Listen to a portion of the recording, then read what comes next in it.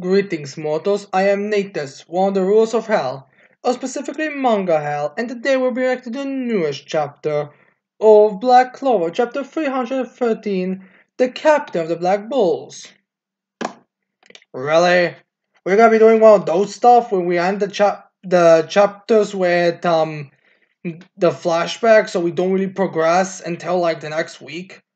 Let's hope at least that there's not a break next week, so we'll at least not be waiting too long for the result. It's kind of funny how we're ending the essentially Uno versus Xenon volume with focusing on the Black Bulls of all things. Like, don't get me wrong, they're main characters and all, but you'd think we would end the volume that has not predominantly Uno versus Xenon, or for the very least more than half, for at least over half the chapters, to have more Uno versus Xenon than just a mere for going from that to full force Black Bulls. But complaints and due time.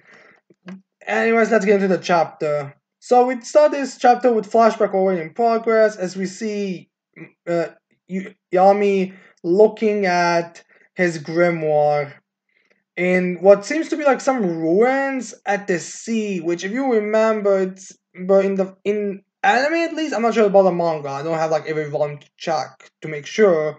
But in the anime, it seems to have been hinted like, well, it was stated that Yami was adrifted from a different from the land of the rising sun to the beach or somewhere in that area, and he seems to have kind of lived there from then on. Which, judging by these panels, it seems like to confirm it. Then we have some of the people being like, dark magic? Holy ghastly, what a repulsive magic! Foreigners really are ominous beings. Don't go near him. That power will bring misfortune down on us. Really?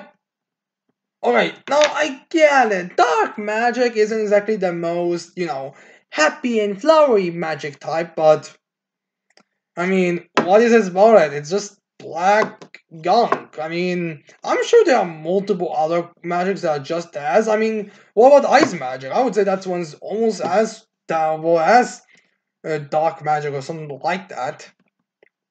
I mean, we fucking sleep in the dark. Like, I literally have one of the dungeons literally is just darkness, for God's sakes. And that one's one of the nicer ones, actually.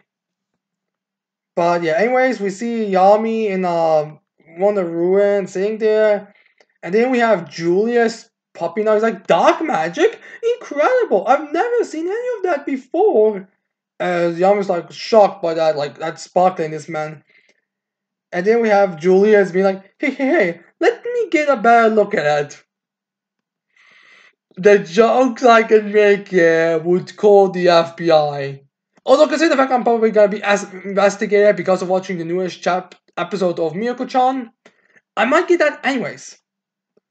But anyways, then we get like a small panel somewhere in the not the ruins anymore. I'm guessing somewhere in the middle of the districts, as we see Noct and his emo goth years be like, "That's one evil-looking face you got.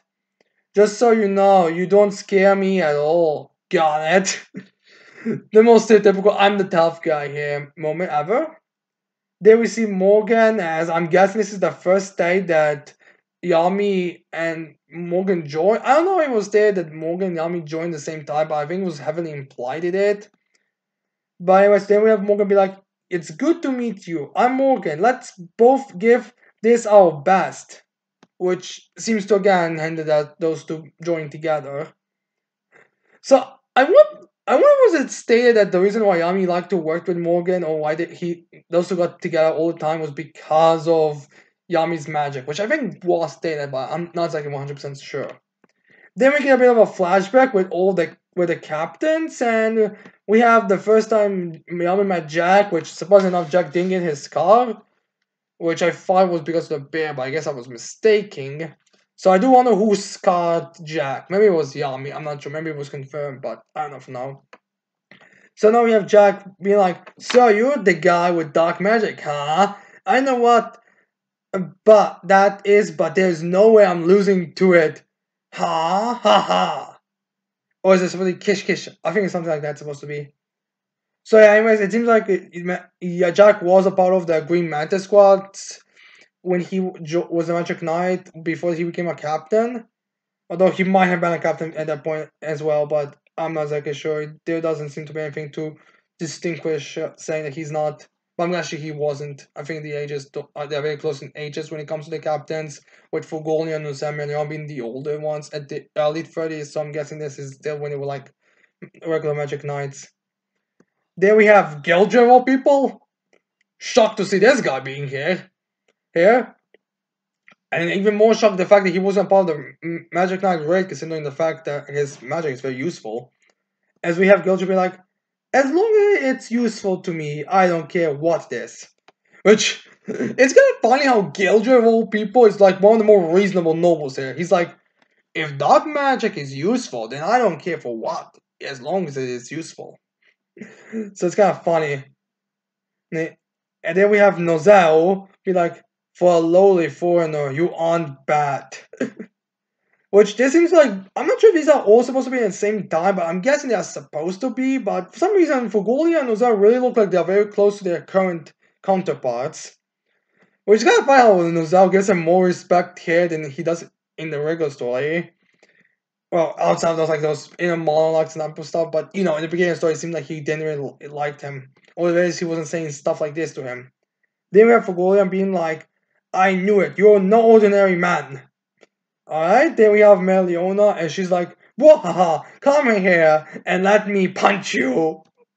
I guess now we know why Yami was like, "Quickly, run away, or pretend like you're dead." When she came to the base. Then we have Dr. Owen of all people, as he's like, don't get too reckless, alright? Again, I'm shocked to see him. Then we have Charlotte being like, what a preposterous way to fight. That's the trouble with men.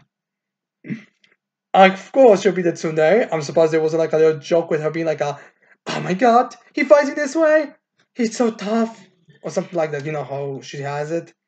And then we have William, which also had like a flashback with him in the anime where he's like, so we finally meet. Let's keep working to protect this country together, which seems to kind of contradict the anime because I believe in the anime it was depicted like those two met in a forest somewhere, while this one it seems to be like a building. Surprisingly, we see no Dorothy in this page, especially since we have Dr. Owen for people and Gildray, but no Dorothy. No, it will make sense because I think we will say like Real joined very shortly before the exam. Like I think he's like literally like I think he joined the same year as Asta or maybe like a year beforehand. Like short version is Real wasn't like the most like was very new when it comes to the whole thing. Like I think he's even age. I think he's like 1 year older than most of these characters. Like, I think he's just like 20 or something. So yeah. When we said these captains, I'm referring to the main cast, not the captains. He's way younger than all of them. But yeah, it's kind of funny there's no dwarf in this page. I'm guessing she was sleeping at the time. Like, it's not actually stated how Dorothy works. Sleep actually works most of the time. But yeah, I guess Dorothy is nowhere to be found here. I'm assuming we're gonna get more from flashbacks with Dorothy when we get like her and Nozel together. Because there seems to be some hints to it. But still, like, suck, there's no Dorothy here. Then we have Yami being like, then we get another flashback with him and Morgan as Yami's like, being part of the brigade lets you meet so many different magic knights. It's really amazing. Compared to that, my ghastly magic looks cute. Which, considering Jack, it does make sense why he would be saying something like that, and Gildra as well, I would say. But anyways, then we have Morgan tell him, even the most fearsome magic is defined by the person who uses it. And then we have Yami be like to Morgan, you have good eye for people, Yam. Or actually, Morgan says just there's no like that not like point that says that it's him talking. But anyways, Morgan's like, you have a good eye for people, Yami. The people to bring them together too, even if you are blunt. As then we have Morgan be like, I think you would make a good brigade captain. Which is true. Like, Yami is pretty much everyone's favorite captain. Like, even if you say you prefer Fugolian or Nozel, which I'm falling down camp in case you're wondering, you have to agree, Yami is the best captain. Like, I'm more of a Nozel, but I do see why Yami is the best captain, obviously. But anyways, then we have Yami being like, "Bwahaha, moron. That'll be you. Guys like you are the ones that lead other people, and you know it." And then we cut to Morgan's tomb after he died, as we see a knock on the floor as Yami's approaching it, and we get that flashback from Yami's perspective that we got with Knocked. And then we have a picture of Knocked on the floor, on the ground, as Yami looks at him. And now we get a flashback inside the flashback where we have him be like, as we have Morgan be like, I hate to admit it, but I think you understand my boss feelings better than I do, Yami. Seriously? Then we have Yami being like, someday I'm gonna make my own brigade. And then we have, I bet the other brigades will look after after the decent types and the brilliant ones. So, oh, by the way, we get actually the same panels we got before with the captains, but this one we don't actually have Gildra in, which is far better. And still no Dorothy, but that makes sense in all honesty. Although, wait, wasn't there supposed to be 9 of them? With 5, I guess the Black Wolves weren't there yet. Although Venom's there, but whatever, I guess I thought it was stated they were at the same time, but it doesn't matter. I guess we can confirm that.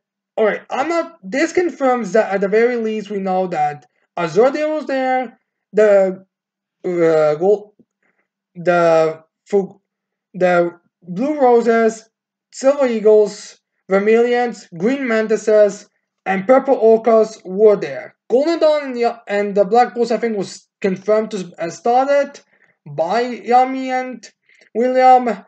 As for Coral Peacocks, unclear. I'm guessing that maybe they did start it. Like, I just feel that Nozella and Dolphy were in the same squad together, and like Julius was like, "Hey, question, hey, question, Dolphy, would you like to have your own squad? Like you, like maybe he came to Nozella was like, you know what, Dolphy, is truly is powerful enough to be a captain, and he like maybe they did some strings like I don't know. There's no cool peacocks here, so that's why I'm finding it very weird."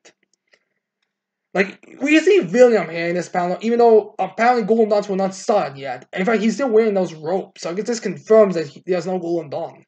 It's kind of weird. So then we have him continuing with Yami being like, with the ones destined didn't chose, the ones who got chained down, the lost ones, the ones burdened with crime, a brigade where people you haven't been able to wield the power they got can rampage around. I'll get stronger too, so I can keep those idiots together. So I guess this explains to us how Yami decided on his squad. So then we have this chat. Then we get like a collage, or then we get a page where we have the Black Bulls base at night, as we see the panels of how every member joined. Like we see how Yami saved Vanessa. We have him approaching Henry. We have Finn, how he approached Finro, which I don't think we've seen before. I guess Finn was just coming from one of his dates or something. Then we see how he Gordon, which I guess he just saw Gordon like on the street corner, like all alone at the rate. Oh no, it seems like Yami was like fishing, and then Gordon kind of showed up. I guess that's how he joined. Then we see him like on a bridge meeting Gray, which I think Gray's was a little more expanded upon in the anime. Then we see how he recruited Zora. Then we see a flashback with Shami of all people, where it seems like Yami set up a trap to catch some wild boars, but then Shami got into it, and the trap that he set up, which is a very cartoony trap by the way, actually caught her. Then we see how well, I guess we see how either Locke or Magna joined, as I guess one of them was already a member. So I think those two it's there that they had like the same basic origins. It's just that one was so fucking crazy that he joined, while the other one was just he was a peasant. So that's why. Then we have Gauches, then we have Noels, then we have Asta, then we have Sekre, which is the reason why she's here. And then we have the flashback when Yami was captured, as we see his words being like, first in his inner mind, be like, the one who ended up finding a place to belong. We see the remote panels as we see what Yami was saying, which I don't think many people interpreted that he actually said something, but I guess he did say something. And the things that Yami said was, live however you want. As then we have him continue, but might, it's saying from the before, might actually have been me. As we see like a little sparkly light. And then we have a flashback of when he was like about to become the ritual start, as we have Morris being like, dark magic, magnificent, the power of the underworld dwells in your magic. When darkness dies, the world tree back, we'll be able to link this world and the underworld. Earth, you are the chosen one. Death, despair, darkness, you'll bring them all into this world. As we also see Zia in the background, and Morris has in the final panel like a very sadistic kind of expression, which, it's kind of funny how we don't have like no acknowledgement. Like this is just my personal thing. I really am starting to feel like I'm starting to get annoying with this, but I really am wondering why Vonika's not here. Like you would think she would show up, like in this, like maybe.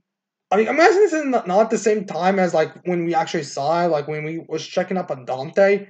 But why is Vonika not here? Here, should she like also be? I don't know. So I feel like Tabata is kind of like teasing us at this point with Vonica and not showing her in anywhere except when it's absolutely necessary, like in Zian's flashback. Oh, it's kind of funny how this is mentioned, like all what Yami was looking for, and all of these things essentially apply to Vonica, which is also odd. Like, I know it's not intentional, I'm sure it was just supposed to be like a cool Captain moment, but it's still kind of weird. And then we have like a panel where we have like a bunch of word bubbles differently, which I'm guessing is just supposed to be like the black balls. The ones I can kind of tell, like, thank you for shit being scared of it. I can't beat the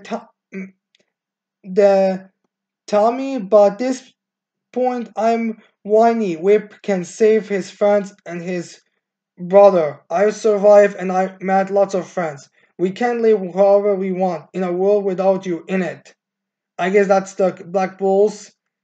As then we have Captain Yami as they are screaming again. As then we have like the Black Bulls base. As we have opening his eyes. As we see Morris on the ground, beaten and bloody, and absolutely demolished. Yep, this is the guy who's supposed to be bad in the Dark Triad. This is the guy who's supposed to be like the big serious boss.